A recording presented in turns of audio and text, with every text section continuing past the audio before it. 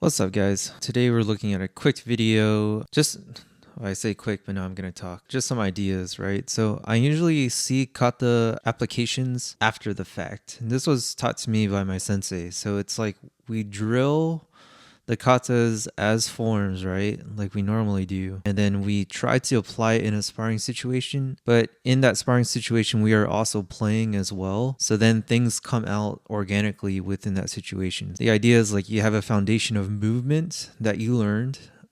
These are like patterns that you create through the drilling of solo kata. And then as you start sparring with it, you play with it, things come out. So then after the sparring situation, you go, hey, this felt like this movement in kata.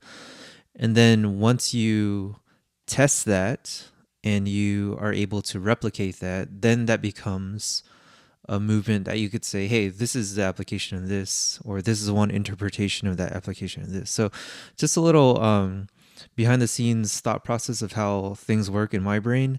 And also I'm definitely going to write this out in an article as well, just so you guys have an understanding or a basic plan or process to figure out bunkai for yourself as well. So with all that said, this movement in Kurarunfa, stance is forward. Bring out my trusty brush. Stance is forward, then he's going to shift back, and the hands are going to extend out and then come back together to the center. I see movement as principles, and what can those principles teach me? And then if I want to apply those principles in a specific technique, then it comes out that way, right? So that you have a foundation of principles rather than just a catalog of techniques. So just like I said, he scoots back. His center of gravity goes from forward to back, and he also is going to sit down onto this leg too. And his hands are pulling from an extended position all the way down back to his core here. Boom. And then look, you have the top arm facing down, bottom arm facing up. So it's as if you're grabbing something in here, right? And this movement, this principle where it's forward to back, everything pulling in, expansion, contraction from up to down, hands pulling down to the center. You see it in a couple other techniques too, right? So here's another one. So this one's less so of a step, but the concept's the same. If you look at this, his body weight is shifted forward. You tell that by the front stance. His hands are out here, but then they're going to shift across the body down here. And then his stance shift this way. So front to back. So same concept now with a round block, right? So 2K. So he does the same thing. Arm went from extended to contracted across the body and back. Now, I didn't have the legs on this one, but you guys kind of see the similarities. So let's look at this tegumi live clinch fighting type of scenario.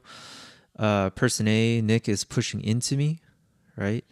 And then my left arm is going to drape over the top of his arm, and it's preventing him from grabbing onto the back of my neck, so breaking down my posture.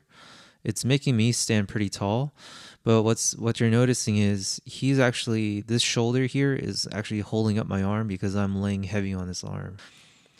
But you see that I'm applying pressure downward, and in doing so, it's making him want to push forward more and also step forward more. And what I'm going to do is, just like the kata shows, I'm going to go from a front stance, and then I'm going to shift my weight backwards, and that's going to force him to overextend.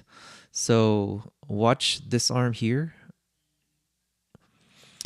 and it's very subtle, but look, right here, the arm is practically straight, right? Generally speaking, if having a straight arm means you're overextended, and it's a possibility for them to capitalize on that, right? So I cause that overextension by having tension against his limb, and then I disappear from that tension by taking a step back. And by disappearing, it makes him want to reach and follow, and in doing so, he overextends.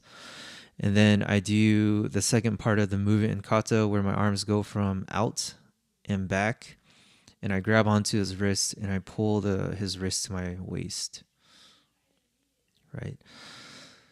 And look, the feet went from front stance to back stance on my side. The hands went out, in, and it feels like those katas that I showed you earlier. Then we add some more details to this. I'm trying to do like a wrist lock takedown without putting super pain onto the wrist. So I'm grabbing onto the forearm. And because of that, I'm unable to twist him down. So my right leg here kicks out his trailing base, and it adds a little more rotation to the technique. Boom. So with that kick, he's more off balance, and then I add a little more torque to the wrist, and that's going to take him down. There you go. One cool thing here, taught from my sensei in law enforcement, as he falls, I extend the arm the other direction so I can go into a handcuffing position. Boom. So that's like a muscle memory thing from back in the day. So let's see that in real time.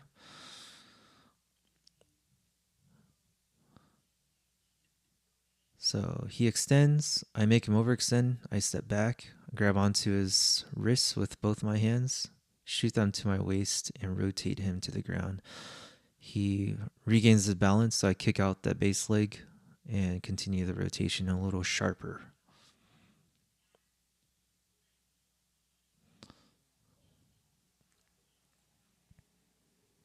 Hope that makes sense.